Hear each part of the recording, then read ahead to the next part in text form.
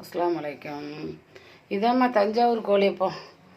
என்னது அரிசி மாவு உளுந்து மாவு ரெண்டையும் மாவையும் அரைச்சி வச்சுக்கிறேன். ரெண்டைக்கு ரொட்டிக்கிட்டு சூடாக்கிறதுக்காண்டி போட்டேன். அது போட்டு கொஞ்சம் மைதா மாவு சைனிக்காண்டி போட்டேன். வெங்காயம், பெருஞ்சீரகம், சீனி, உப்பு, முட்டை, தேங்காய் பால் நிறைய ஊற்றிக்கிறேன். ஊற்றி மிக்சியில் அடித்து இப்படி நம்ம கோழி பிச்சட்டில் ஊற்றி எடுக்கணும். அதுக்கு கோழிக்கறி நான் பாருங்கள், வெள்ளை வெள்ளையாண்டிக்கும். மஞ்சள்லாம் போடக்கூடாது. தாள் போல் வெள்ளை வெள்ளையாண்டிக்கும். இது எப்படியும் ஒரு 2-3 பேர் தின்னுக்க. பெரிய பெரிய கோழியப்பம் இன்ஷா அல்லாஹ். எப்படியும் அப்படி சாப்பிட்டுக்கலாம். இதை போல் நீங்களும் செய்யுங்க. இதுக்கு இவ்வளோ சாமான் போடணும். அதனால் நீங்கள் பச்சரிசியும் உளுந்தே உடனே 2-3 போட்டு திரிச்சு கூட கலக்கி வச்சு ஒரு மணி நேரத்துக்கு கூட செஞ்சுக்கலாம். இல்லாட்டா திரிச்சே வச்சுக்கோங்க. நம்மளுக்கு பசையாருக்கு தேவைண்டா கறி கோழி குஞ்சு.